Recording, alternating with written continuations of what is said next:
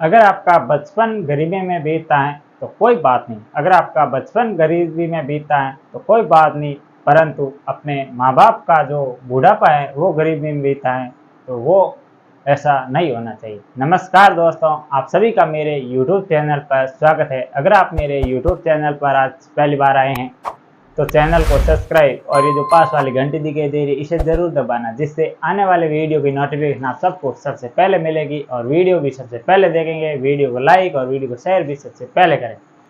तो आइए दोस्तों, आज की कक्षा शुरू करते हैं।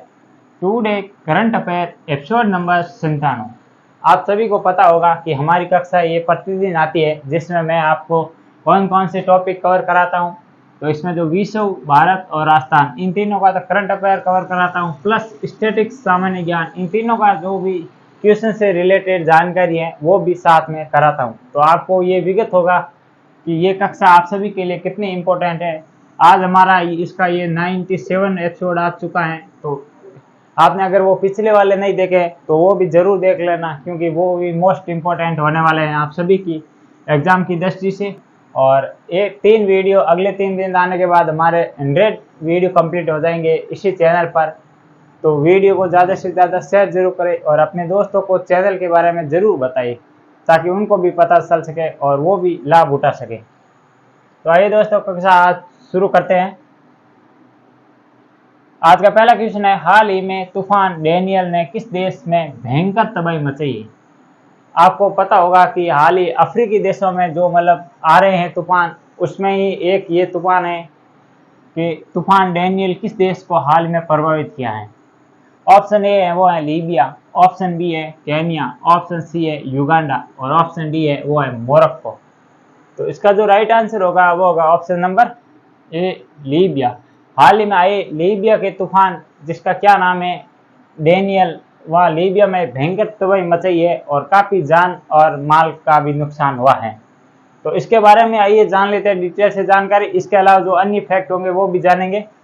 तो सबसे पहले देखते हैं तूफान डेनियल। तूफान डेनियल, तो तूफान डेनियल आया है, ये कहाँ पर आया है? तो ये आया है लीबिया के अंदर। ये तूफान आया है लीबिया के अंदर, आप सभी को ध्यान रखना है। और इसमें जो ये तूफान आया इससे नुकसान नहीं हुआ है, पर इससे जो अधिक नुकसान हो गया वो हो गया बांध टूटने से। यहाँ पर अधिक नुकसान हुआ है वो है बांध टूटने से अधिक नुकसान हुआ है, से अधिक बांध टूटने से अधिक नुकसान हुआ है, ये आप सभी को ध्यान रखना है। और इसमें जो कितना हुआ है कि इसमें 5000 प्लस लोगों की तो हो गई है मृत्यु, लोगों की मृत्यु। और इसी के साथ और है वो है मतलब कितने कि इसमें मतलब कितने 2 लाख लोग लापता, 2 लाख लोग है वो है लापता, ये भी आप सभी को ध्यान रखना है। और इसके अलावा और देखें तो ये मतलब कहाँ पर है, इसका अब नाम किसने रखा है तूफान का, क्योंकि ये तूफान बहुत इंपॉर्टेंट होते हैं, अक्सर नाम पूछ लिया जाता है। तो नाम, इसका नाम रखा है वो रखा है ग्रीस के द्वारा, ग्रीस के द्वारा इसका नाम रखा गया। और ये आया कहाँ है? वो आया है भूमध्य सागर में, भूमध्य सागर में आया है, ये भी आप सभी को ध्यान रखना है। और देखें तो और इसमें देखें जानकारी तो ये है मतलब ये तूफान आता है, इसमें क्या होता है कि केंद्र के मध्य निम्न, जो केंद्र होता है उसमें निम्न वायुदाब होता है, ये भी आप सभी को ध्यान रखना है। निम्न वायुदाब केंद्र के अंदर होता है और बाहर की साइड होता है वो होता है उच्च वायुदाब। अब देख लेते हैं इसकी राजधानी क्या है, लीबिया की राजधानी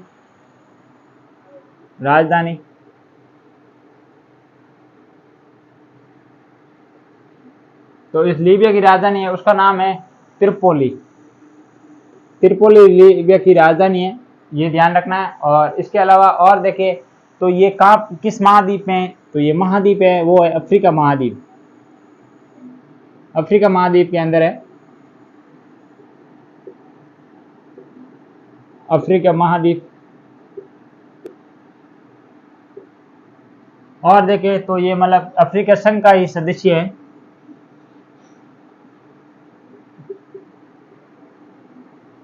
अफ्रीकी संघ का सदस्य है। और आपको पता होगा अफ्रीकी संघ हाल ही में G20 में शामिल होने वाला 21वां सदस्य कह सकते हैं।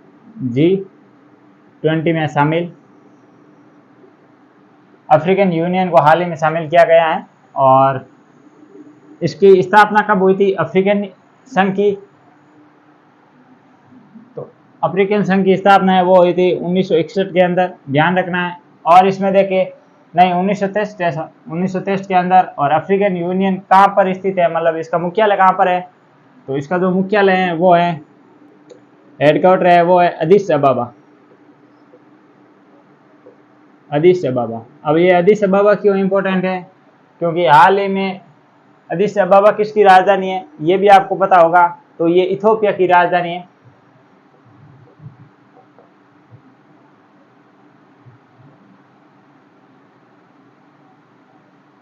कौन किसकी राजधानी है? तो ये है इथोपिया की। इथोपिया इथोपिया की राजधानी है, ये भी आप सभी को ध्यान रखना है।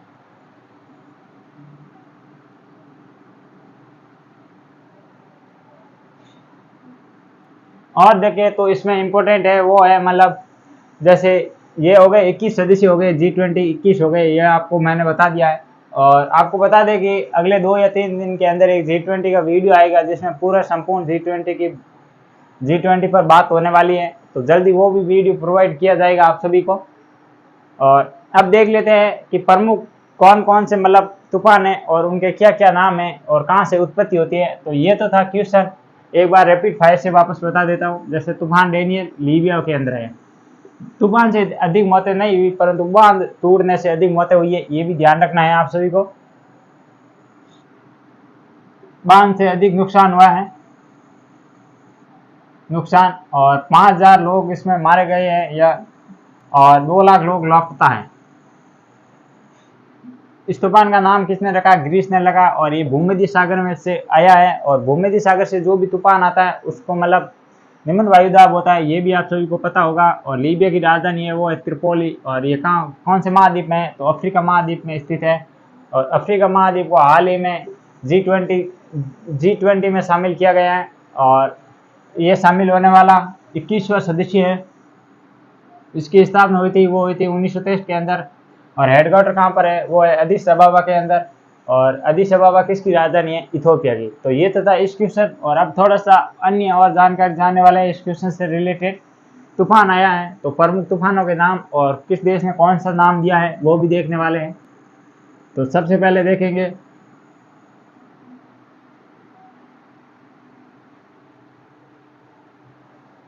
तो सबसे पहले मैं लिखता हूँ किस तूफान का नाम। तो वो लिखता हूँ, मतलब हाल ही में एक मोरक्को में तूफान आया था, क्या नाम था उसका? मोरक्को में एक तूफान आया था जिससे भारी नुकसान हुआ था।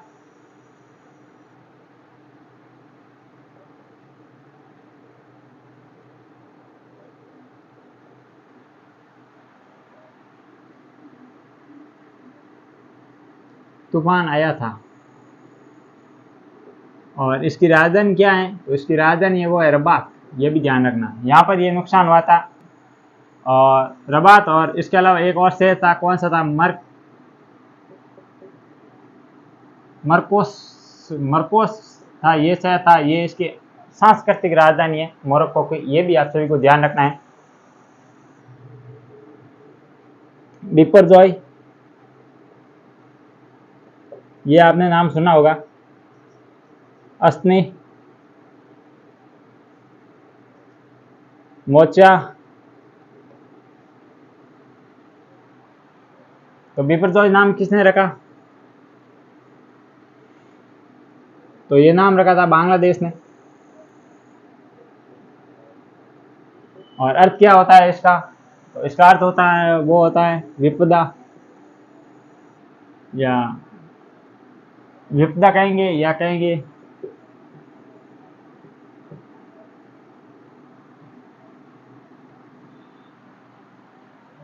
या विपत्ति कहेंगे, विपदा या विपत्ति। असनी, श्रीलंका ने नाम रखा है और अर्थ क्या होता है? छिपकली। मोचा, यमन ने नाम रखा है। ये भी आप सभी को ध्यान रखना है, यमन के द्वारा नाम रखा गया है। और इसके अलावा और देखें तो विली विलेज, विली विलेज,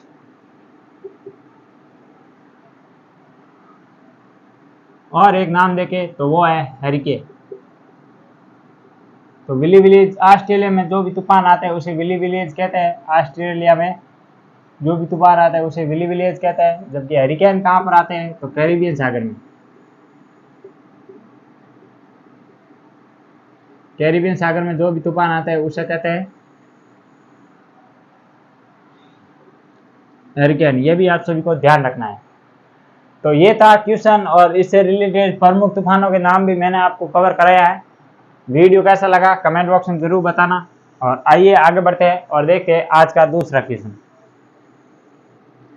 हाल ही में सतत विकास लक्ष्यों पर प्रगति रिपोर्ट, जिसका नाम क्या है? जेंडर स्नैपशॉट 2023 किसके द्वारा जारी किया गया या किसके द्वारा जारी किए? ऑप्शन ए है वो है विश्व बैंक, ऑप्शन बी है वो है new development bank, option C है संयुक्त राष्ट्र महिला, और ऑप्शन डी है वो है विश्व आर्थिक मंच। तो हाल ही में सतत विकास लक्ष्यों पर प्रगति रिपोर्ट किसके द्वारा जारी की गई है? तो ये की गई है संयुक्त राष्ट्र महिला संघ द्वारा। संयुक्त राष्ट्र महिला के द्वारा ये रिपोर्ट जारी की। ये एक संघ है, ये ध्यान रखना है, ये संयुक्त राष्ट्र महिला के द्वारा। अब आइए इसके बारे में जानकारी जान लेते हैं। तो क्या है जानकारी? सबसे पहले रिपोर्ट का नाम है वो है जेंडर स्नैपशॉट 2023।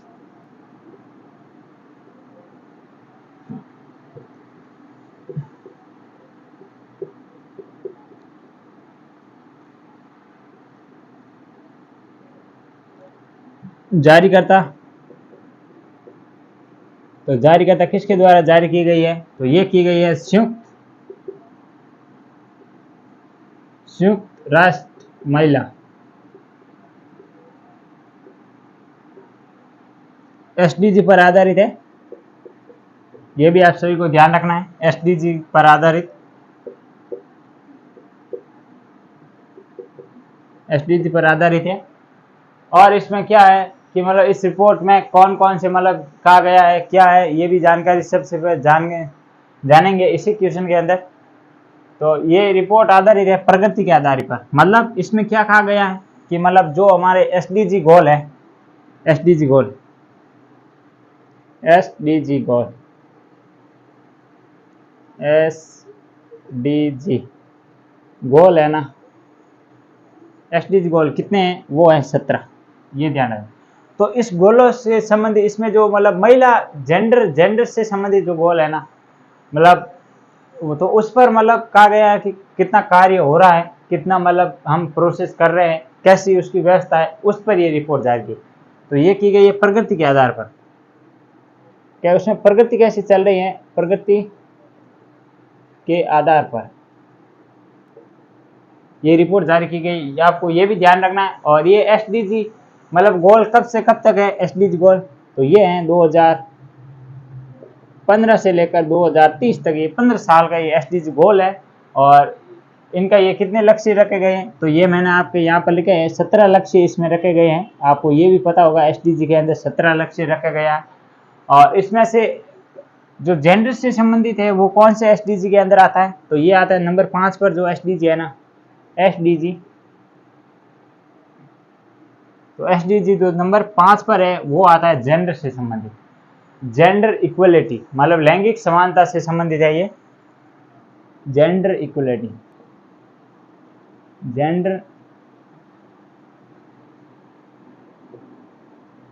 जेंडर इक्वलिटी संबंधित है। आपको ये भी पता होगा, मतलब लैंगिक समानता,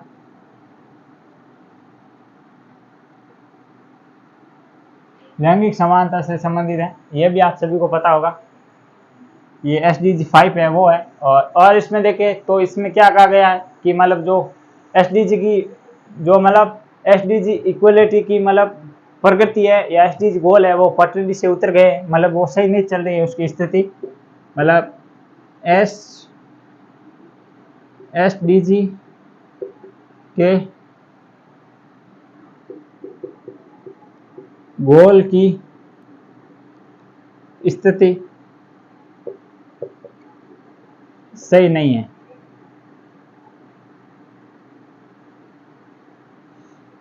ये कहा गया है इसमें कि SDG की जो स्थिति है वो सही नहीं चल रही है, या मतलब उसमें क्या कहा गया है जी प्रमुख समस्या कौन सी आ रही है, तो गरीबी आ रही है, आर्थिक मतलब निर्भरता और हिंसा और खाद्य असुरक्षा, ये प्रमुख अभी भी समस्या बनी हुई है। तो महिलाओं के लिए कौन कौन सी समस्या है, तो ये समस्या कौन कौन सी है, तो ये है नंबर 1 है वो है गरीबी, दूसरी है खाद्य असुरक्षा, खाद्य असुरक्षा,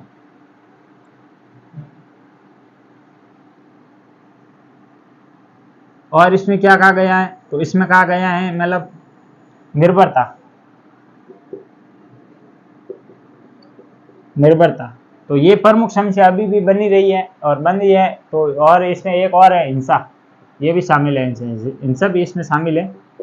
तो ये प्रमुख समस्या अभी भी बनी हुई है, इसमें कोई सॉल्यूशन नहीं हुआ, इस कारण ये रिपोर्ट जारी की गई है। तो ये तो थे इस रिपोर्ट के बारे में। अब हम थोड़ा सा और डिटेल से जानेंगे कि मतलब ये जो प्रमुख ऑप्शन दूसरे दिखाई दे रहे हैं तो उनके बारे में सर देखेंगे और कौन कौन से ऑप्शन कौन कौन से हैं। मतलब जैसा आपको वर्ल्ड बैंक दिख रहा है, न्यू डेवलपमेंट बैंक दिख रहा है, इसके अलावा हम लेंगे UNEP और UNDP, इन सबको लेने वाला है। तो सबसे पहले यहाँ पर लिखेंगे वो लिखेंगे मतलब सबसे पहले लिखेंगे WWF world wide for life, WWF, और इसके बाद कौन से लिखेंगे UNEP, united nation environment programme, और इसमें कौन सा आएगा UN, यहाँ से मैं थोड़ा क्लियर कर देता हूँ, UNDP, united nation development programme, संयुक्त राष्ट्र विकास कार्यक्रम। और इसमें ये कौन सा है, तो वो है एक, और इसमें कौन सा है, तो वो है मतलब JEN, जेंडर इक्वलिटी, या ये है मतलब JEP, जेंडर इक्वलिटी प्रोसेस। ये तो WWF ये किसके द्वारा जारी किया जाता है, तो इसकी स्थापना कब हुई थी सबसे पहले, तो ये हुई थी 1961 के अंदर, ध्यान रखना। और इसमें क्या कहा गया है, तो और इसमें कहा गया है कि ये मतलब है ये किससे संबंधित है, तो ये है मतलब वन्य जीव से संबंधित है, वन्य जीव से संबंधित है, आपको यही पता होगा। और इसके द्वारा जो रिपोर्ट जारी की जाती है और इसकी जो प्रमुख पुस्तक या बुक है वो कौन सी है, तो red data book, red data book. इसमें क्या कहा गया है कि इसमें जो संकटग्रस्त वन्य जीव है उसको शामिल किया जाता है, ये भी आपको पता होगा। अब हम जान लेते हैं UNEP, united nation environment programme, संयुक्त राष्ट्र पर्यावरण कार्यक्रम, आपको ये पता होगा। और ये कब से शुरू है, तो ये है 5 जून 1972 के अंदर। और अब आपको पता चल गया होगा मैंने 5 जून क्यों लिखा है, क्योंकि 5 जून को मनाया जाता है विश्व पर्यावरण दिवस, ये भी आप सभी को पता रखना है। और इसका जो मुख्यालय कहाँ पर है, तो ये है नैरोबी केन्या के अंदर, नैरोबी केन्या के अंदर है, ये भी आप सभी को ध्यान रखना है।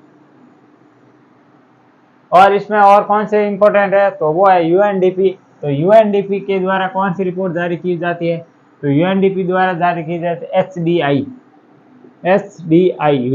ह्यूमन डेवलपमेंट इंडेक्स, विश्व मानव सूचकांक, मतलब मानव विकास सूचकांक, कौन सी, मानव विकास सूचकांक। और इस सूचकांक में क्या कहा गया है, तो इस सूचकांक के अंदर कहा गया है कि मतलब 3 लक्ष्य होते हैं, इसमें प्रमुख 3 आधारों पर जारी की जाती है। 3 आधार है इसके, कौन कौन से है, तो नंबर 1 है वो है साक्षरता,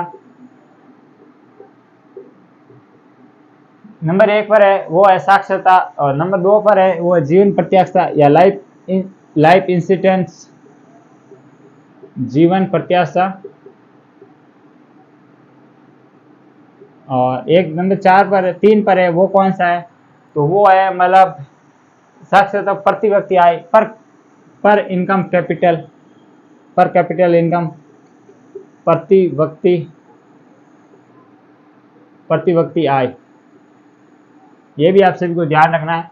और इसमें देखें तो मतलब ग्लोबल ये है, इसकी मतलब जो ये कैसे करते हैं नहीं बताएंगे बाद में, इसका कंफर्म नहीं है इसलिए। और इसके अलावा और रिपोर्ट देखते हैं वर्ल्ड प्रेस फ्रीडम। इस रिपोर्ट में भारत की कौन सी रैंक है? तो इसमें जो इंडिया है वो है 161 क्या, इसमें भारत की रैंक है। और ये किसके द्वारा जारी की जाती है? तो ये रिपोर्टर विदाउट बॉर्डर के द्वारा जारी की जाती है। रिपोर्टर्स विदाउट बॉर्डर के द्वारा जारी की जाती है। ये भी आप सभी को ध्यान रखना है। और प्रमुख रिपोर्ट देखे तो वो देख ले लॉजिस्टिक परफॉर्मेंस इंडेक्स, एल का मतलब लॉजिस्टिक परफॉर्मेंस, पी का मतलब परफॉर्मेंस और आई का मतलब इंडेक्स, तो LPI। इसमें भारत की रैंक कौन सी है? तो इसमें भारत की रैंक है 38वीं और विश्व बैंक द्वारा जारी की जाती है। 38वीं रैंक है और किसके द्वारा जारी की जाती है? तो ये वर्ल्ड बैंक के द्वारा जारी की जाती है। ये भी आप सभी को पता होगा। तो ये थे 2 क्वेश्चन और इसके बारे में डिटेल से जानकारी बताने की कोशिश की है। अगर वीडियो अच्छा लगा तो अपने दोस्तों को शेयर जरूर करें। आइए दोस्तों आगे बढ़ते हैं और देखते हैं आज का तीसरा क्वेश्चन। हाल ही में सरकारी कंपनी जिसका क्या नाम है ITI लिमिटेड ने किस नाम से ब्रांडेड लैपटॉप और माइक्रो PC लॉन्च किया है?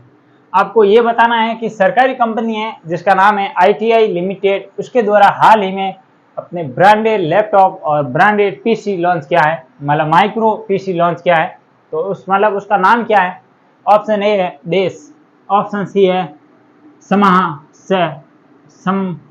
समहस और ऑप्शन सी है वो है शक्ति और ऑप्शन डी है वो है भक्ति। तो इसका जो राइट आंसर होगा वो तो होगा ऑप्शन नंबर बी। इसका मतलब क्या नाम है? मतलब इस नाम से हाल ही में सरकारी कंपनी ITI लिमिटेड ने ये ब्रांडेड लैपटॉप और माइक्रो PC लॉन्च किया है। तो आइए इसके बारे में हम जान लेते हैं। सबसे पहले इसकी स्थापना कब हुई थी कंपनी की और क्या है इसके बारे में और अन्य फैक्ट। जैसे ITI लिमिटेड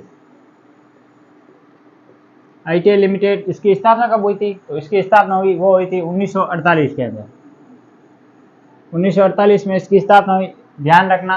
और इसके द्वारा हाल ही में क्या लॉन्च किया गया था? तो माइक्रो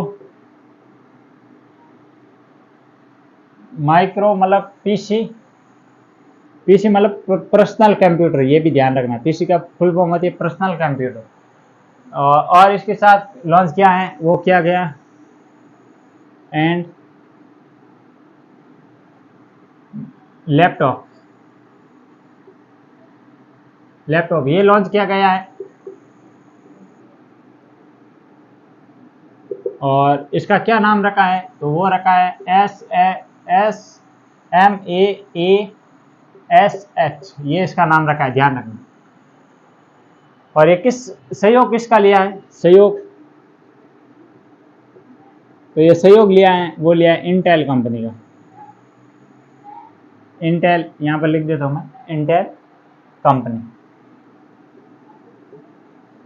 इसका ये सहयोग लिया है। ये भी ध्यान रखना है आपको, इंटेल कंपनी का सहयोग लिया है। और इसमें क्या कहा गया? यही है, इतना ही। मतलब इसका लॉन्च करने का उद्देश्य क्या है कि कार्बन कम उत्सर्जन करेगी और बिजली की खपत भी कम करेगा। इसमें यह कहा गया है कि कार्बन उत्सर्जन है वो होगा कम और बिजली की खपत होगी वो भी कम खपत होगी, बिजली की खपत कम।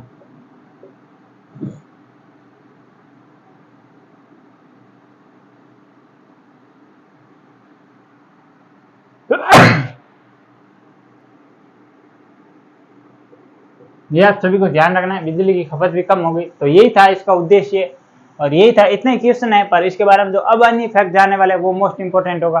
क्वेश्चन इतना ही है कि हाल ही में किस कंपनी ने किस नाम से ब्रांडेड लैपटॉप और माइक्रो पीसी लॉन्च किया है। तो कंपनी का नाम है वो है ITI लिमिटेड, जिसकी स्थापना 1948 में हुई, ध्यान रखना। और इसके द्वारा माइक्रो पीसी और लैपटॉप लॉन्च किया गया है और उसका नाम रखा है, वो रखा है समहा, ये है इसका नाम। और इसमें क्या कहा गया है कि मतलब सहयोग किसका रहा, तो इंटेल कंपनी का रहा। और इसकी खासियत क्या है, तो ये है कि कम कार्बन उत्सर्जन कम हो गए और बिजली की खपत ये भी कम हो गई। तो अब आइए अन्य फैक्ट जानते हैं, वो होगा सभी से मोस्ट इंपोर्टेंट फैक्ट, तो वही है जो अन्य फैक्ट में, क्योंकि आज मैं आपको सभी को प्रमुख सुपर कंप्यूटर कराने वाला हूँ। जैसे परम कामरूप सुपर कंप्यूटर नंबर 1 है, वो है परम कामरूप सुपर कंप्यूटर, ये भी आप सभी को ध्यान है। और इसके अलावा और कौन सा है, तो नंबर 2 पर है परम कामरूप सुपर कंप्यूटर, और जो नंबर 2 पर है वो है परम शक्ति। नंबर 3 पर है वो कौन सा है, तो नंबर 3 पर है वो है, ये आपको बताना है, भारत का पहला सुपर कंप्यूटर, भारत का पहला सुपर कंप्यूटर, ये आपको बताना है। और इसमें देखिए, तो नंबर 4 पर कौन सा फैक्ट होगा, तो वो होगा आपका मतलब परम गंगा। तो परम गंगा किसके द्वारा लॉन्च किया गया, इस पर ही हम बात करने वाले हैं। और इसके अलावा भारत में कंप्यूटर के जनक, नंबर 5वां फैक्ट है वो है भारत में सुपर कंप्यूटर के जनक।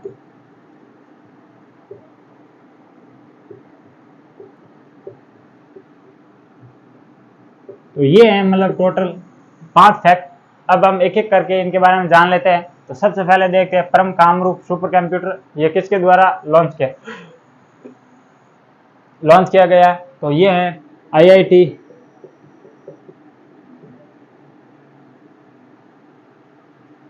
गुवाहाटी, ये भी आपको ध्यान रखना है। और ये स्थित है असम के अंदर, क्योंकि कामरूप असम का प्राचीन नाम है और कामाख्या मंदिर असम में प्रसिद्ध है। असम में 7 नेशनल पार्क है, कौन कौन से वो आप सभी को कमेंट बॉक्स में छापना है। और 2 पर है परम शक्ति। तो परम शक्ति ये कहाँ पर लॉन्च किया गया है, तो ये परम शक्ति है, तो ये लॉन्च किया गया है IIT खड़गपुर, IIT खड़गपुर यहाँ पर लॉन्च किया गया है परम शक्ति, ये भी आप सभी को ध्यान रखना है। और इसके अलावा भारत का पहला सुपर कंप्यूटर कौन सा है, तो ये है परम 8000, ये भी आप सभी को ध्यान रखना है। और ये किसके द्वारा मतलब विकसित किया गया, तो ये किया गया CDEC के द्वारा,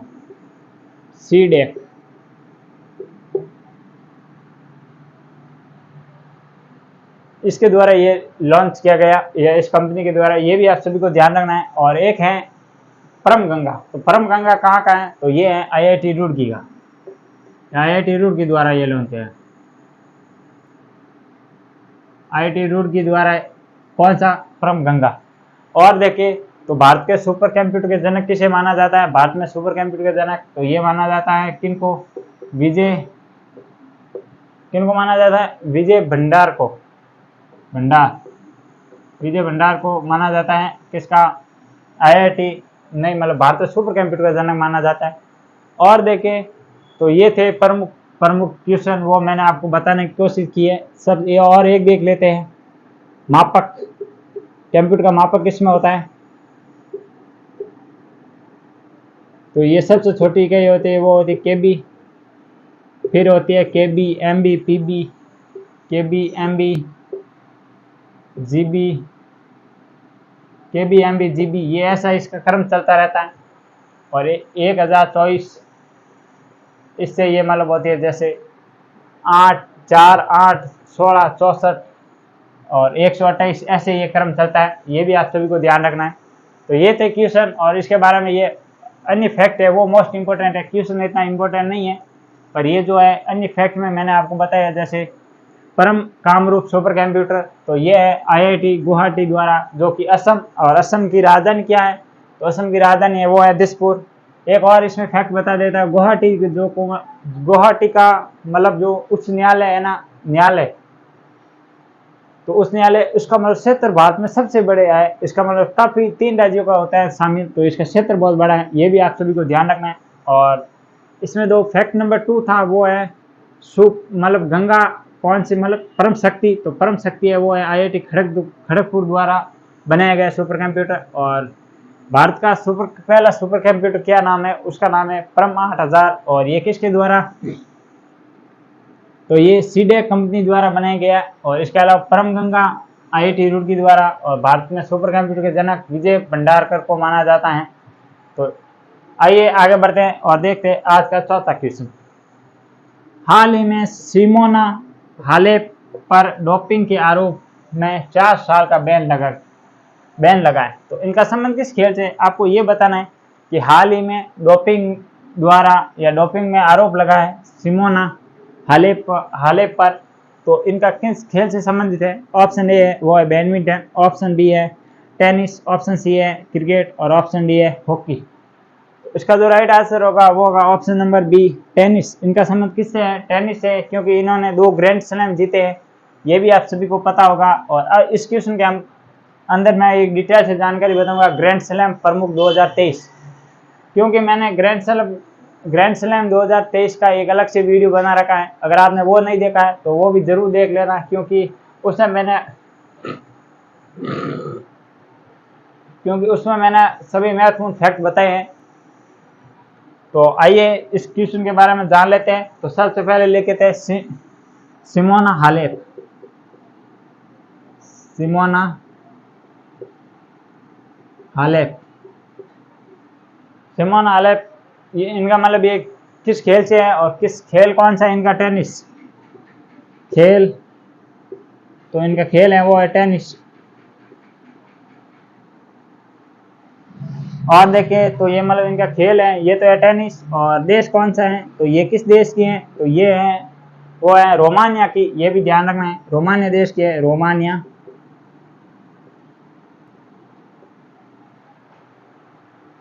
इन पर डोपिंग पर 4 साल का प्रतिबंध लगा है। डोपिंग के तहत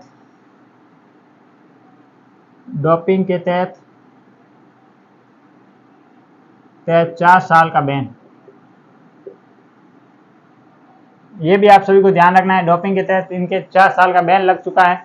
और इसमें देखें तो ये इसने क्या किया, तो इसमें मतलब खेल के दौरान नशीले पदार्थ का उपयोग किया है, उत्सर्जित, जैसे मतलब रॉक्सट्रॉड दवा का उपयोग किया है, जैसे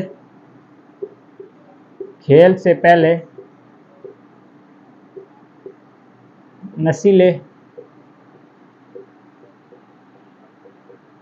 नशीले पदार्थ का उपयोग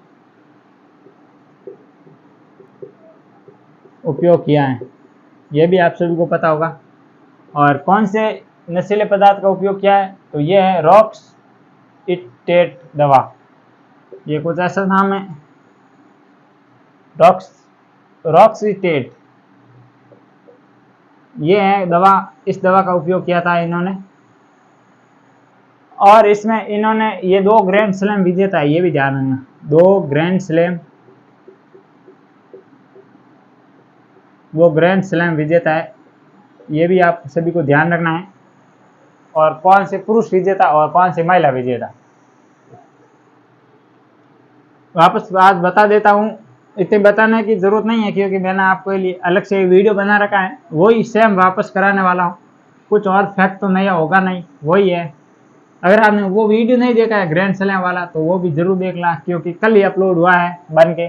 तो मोस्ट इंपॉर्टेंट है आप सभी की एग्जाम की दृष्टि से वो ग्रैंड स्लैम वाला टॉपिक, ये भी ध्यान रखना है। तो ग्रैंड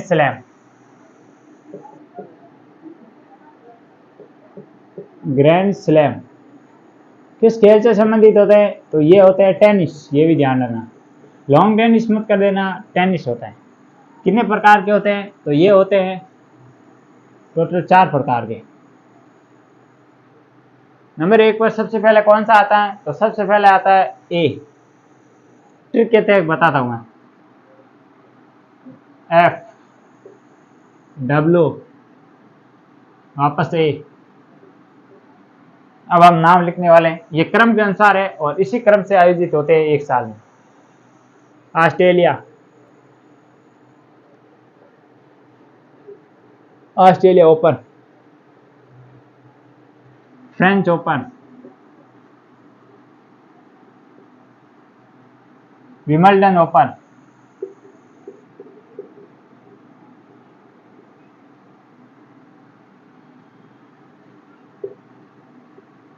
विमल्डन ओपन और यूएसए ओपन या अमेरिका ओपन, दो नाम है इसके। एक है यूएसए ओपन, यूएस ओपन कह सकते हैं, यूएस ओपन, या कह सकते हैं अमेरिकन ओपन। ये दो नाम है, ध्यान रखना। अब यहां पर हम लिखेंगे मेल, मेल मतलब पुरुष, फीमेल मतलब लुगाई। यहां पर और लिखेंगे वापस एम एफ, यहां पर और लिखेंगे वापस एम एफ, और यहां पर और लिखेंगे वापस एम और एफ। पुरुष का आपको ज्यादा हेडेक लेने की जरूरत नहीं है। इसके विजेता है नोवाक जोकोविच।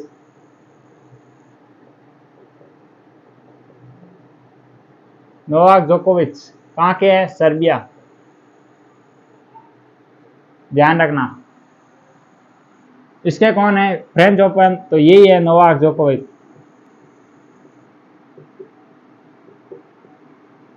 नोवाक जोकोविच कहाँ के है? सर्बिया। यहां पर वापस यूएस ओपन के कौन है? तो नोवाक जोकोविच।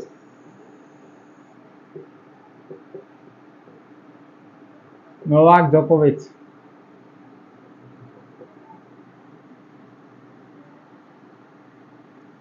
नोवाक जोकोविच, जोकोविच, सर्बिया। यहाँ है कौन? विकास, विकास। तो वी मतलब विमल्डन हो गया, कामल कार्लोस अलक्राज,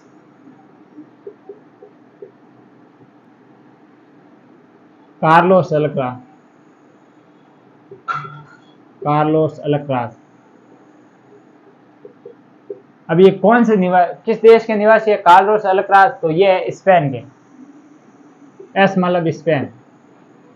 तो ये तो हो गए पुरुष वाले। अब महिला में होगा लफड़ा, क्योंकि इन्होंने एक नहीं वापस नहीं जीता है, चार का नाम है, चारों को अलग अलग है। जैसे पहले में वो है आर्यन सबलेंका, ऑस्ट्रेलिया ओपन की महिला विजेता है, वो है आर्यन सबलेंका।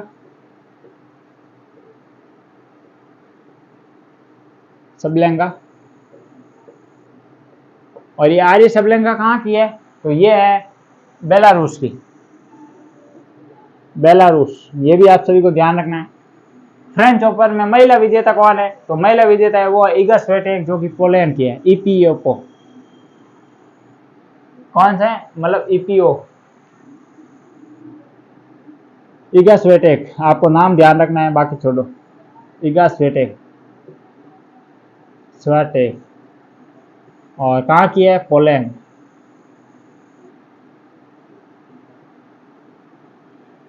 ये विमल्डन ओपन महिला ओपन का खिताब किसने जीता? तो ये जीता मार्कोस, इनका क्या नाम है? मार्कोस आंद्रोसोवा। मार्कोस याद रखना है, बाकी छोड़ो। मार्कोस, मार्कोस इतना ध्यान रखना है, आंद्रोसो ये रखने के ध्यान है। और ये जीता किसने? कोको गोक, कोको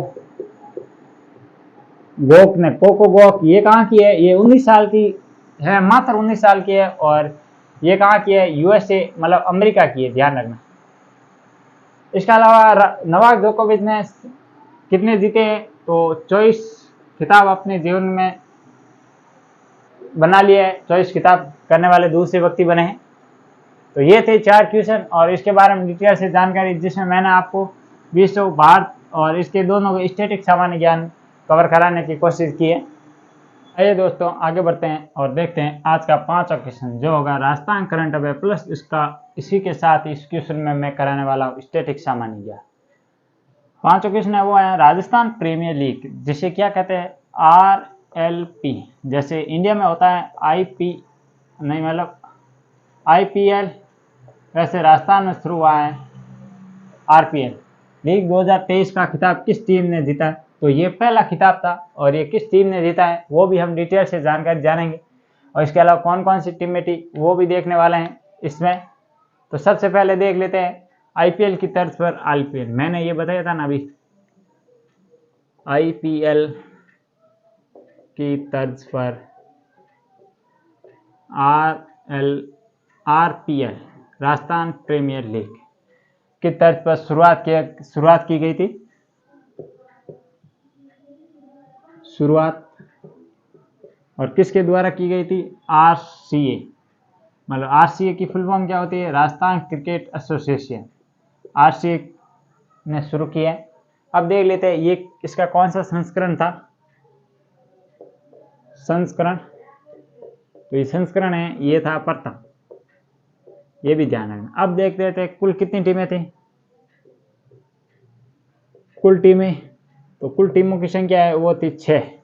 कौन कौन सी थी और उनके कौन कौन से कप्तान थे ये भी हम देखने वाले हैं दोनों। तो नंबर 1 थी, उसका ना क्या नाम था, वो थी जयपुर इंडियंस।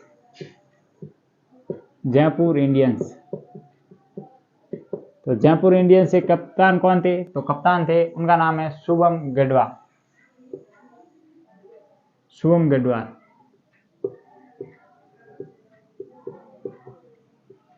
ये थे राजस्थान मतलब जयपुर इंडियंस टीम थे ना उनके।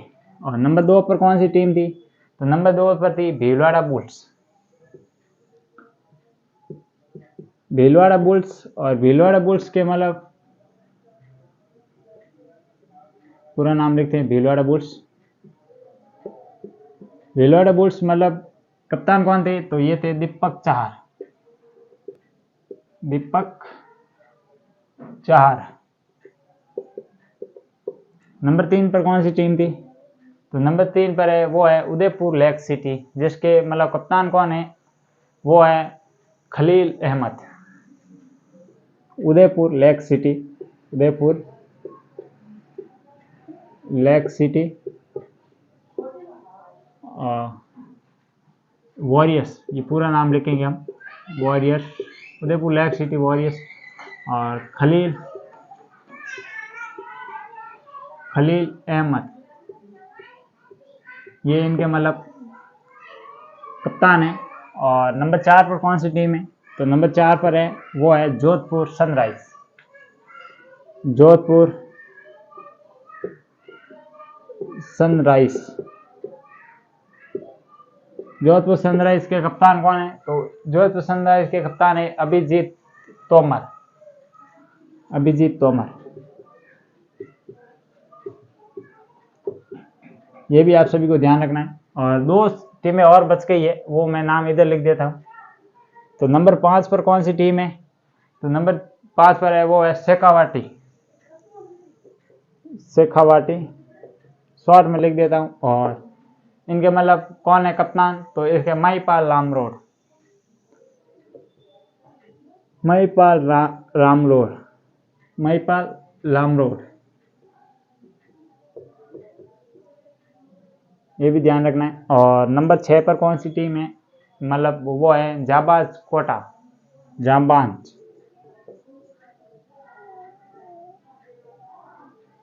जाबाज कोटा। और जाबाज कोटा के कौन है कप्तान? तो उनका नाम है दीपक हुड्डा। दीपक हुड्डा। तो ये है 6 टीम और उनके कप्तान। ध्यान रखना है, क्या पता इस बार आरएस में ये क्वेश्चन आ जाए और पूछ ले, एक साइड में कप्तान एक साइड में, ये इससे रिलेटेड एक क्वेश्चन आएगा जरूर। अब कौन सा आएगा वो आपको पता होगा कौन सा आ सकता है। अब देखेंगे अन्य और इसमें फैक्ट, यहाँ पर लिख देता हूँ मैं अन्य फैक्ट, फिर मैं पूरी डिटेल से एक रैपिड फायर से मतलब आपको वापस कराऊंगा रिवीजन। तो सबसे महंगा खिलाड़ी, सबसे महंगा खिलाड़ी, तो सबसे महंगा खिलाड़ी इस टूर्नामेंट में कौन था? तो वो थे दीपक हुड्डा, जिसे 15,50,000 में खरीदा गया। दीपक हुड्डा। दीपक हुड्डा। और कितने में खरीदा गया, तो इनको खरीदा गया 15.50 लाख में। ये भी आप सभी को ध्यान रखना है। और इसके अन्य कौन से फैक्ट है तो वो देख लेते हैं कि इसकी मतलब शुरुआत कब हुई थी और कहाँ पर हुई थी। तो इसकी शुरुआत ओपनिंग हुई थी, वो हुई थी जोधपुर के अंदर। जोधपुर के अंदर जो क्रिकेट का स्टेडियम है बरकतुल्ला खान स्टेडियम, उसमें हुई थी। और इसके मतलब ये जो कब हुई थी इसकी, तो कौन सी तारीख हुई थी, तो ये हुई थी 27 अगस्त को। 27 अगस्त को इसका उद्घाटन मैच था। और किन किन के बीच था, तो ये था जोधपुर और जयपुर के मध्य। और इसमें क्या कहा गया, मतलब इसमें विजेता कौन थी, तो जयपुर थी। और 10 विकेटों से विजेता, 10 विकेटों से विजेता कौन रही, तो जयपुर रही है। ये भी आप सभी को याद रखना है। और इसके अलावा फाइनल मैच कहाँ हुआ था, ये थे ओपनिंग। अब देखते हैं फाइनल। तो फाइनल मैच कहाँ पर हुआ था, तो फाइनल मैच हुआ था SMS स्टेडियम जयपुर SMS स्वामी मानसिंह स्टेडियम, जो कहाँ पर है, जयपुर के अंदर है, ये ध्यान रखना। तो यहाँ पर हुआ था फाइनल। और फाइनल किन किन के मध्य हुआ था, तो फाइनल हुआ था वापस यही दो टीमें वापस भिड़ी थी, जोधपुर और जयपुर। ये फाइनल में वापस आई थी, आपको पता होगा। और इसमें जो विजेता था वो था जयपुर, जो इस क्वेश्चन के अंदर भी बताया गया है। तो इसका खिताब किसने जीता, तो ये जीता जयपुर इंडियंस ने, ध्यान रखना। जयपुर इसकी विजेता थी और ये पहला खिताब अपने नाम कर लिया। और विजेता टीम, और इसको मैन ऑफ द सीरीज क्या किसे दिया, सुमन गेडवाल को दिया गया। मैन ऑफ द, जो जयपुर के मतलब कप्तान है उनको दिया गया ये मैन ऑफ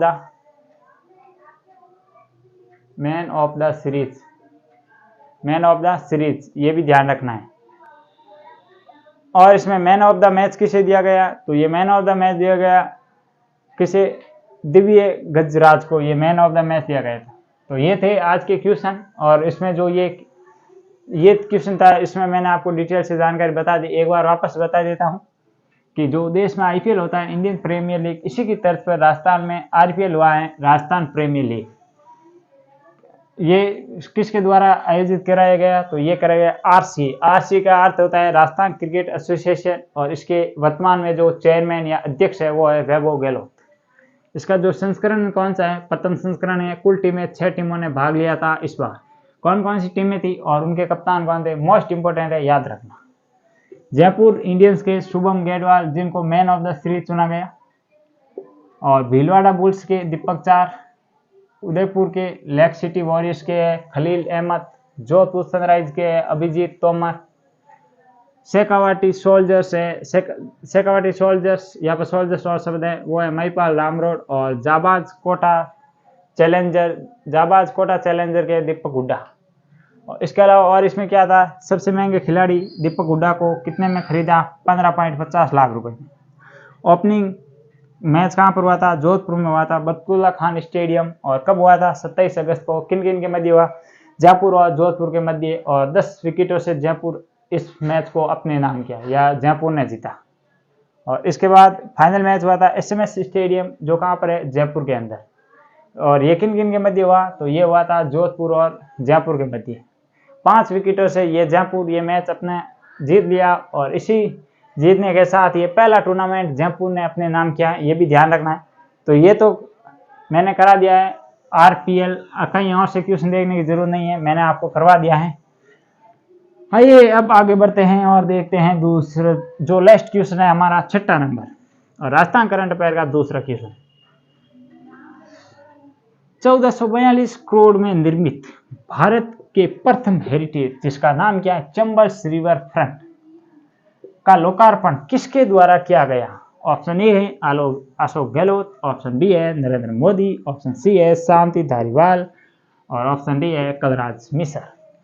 तो इसका जो राइट आंसर होगा वो होगा ऑप्शन नंबर श्री शांति धारीवाल द्वारा इसका लोकार्पण किया गया था, क्योंकि उससे पहले सभी को यही खबर थी कि अशोक गहलोत द्वारा की जाएगी, पर कुछ कारणों की वजह से इनके द्वारा नहीं करके शांति धारीवाल द्वारा किया गया। इनके साथ और मंत्री भी थे, जैसे सीपी जोशी भी इन्हीं के साथ थे और अन्य मंत्री थे वो भी इन्हीं के साथ थे। तो आइए अब इनके बारे में जान लेते हैं, और इतना जानने की जरूरत नहीं है, अलग से मैंने एक वीडियो बना रखी है इसी टॉपिक पर। एक ऊपर लिखा है टाइटल चंबल रिवर फ्रंट, और कंप्लीट जानकारी मैंने उसमें बता दी है। तो इसमें मैं कुछ बात नहीं करने वाला, नॉर्मल कोई बात होगी वो ही करने वाला। तो सबसे पहले देख ले चंबल रिवर फ्रंट उद्घाटन किसके द्वारा। ये तो इसी में कहा गया है, प्रश्न में लिखने की जरूरत नहीं है वापस। और इसमें कितने घाट है, तो घाटों की संख्या कितनी है, तो घाट है इसमें 27 घाट है, आपको ये ध्यान रखना। और इसके वास्तुकार कौन है, ये भारत का पहला हेरिटेज है, आपको ये प्रश्न लिखा है। वास्तुकार कौन है, वास्तुकार अनूप भरतरिया इनके वास्तुकार है, आपको ये भी ध्यान रखना है। अनूप भरतरिया, अनूप भरतरिया।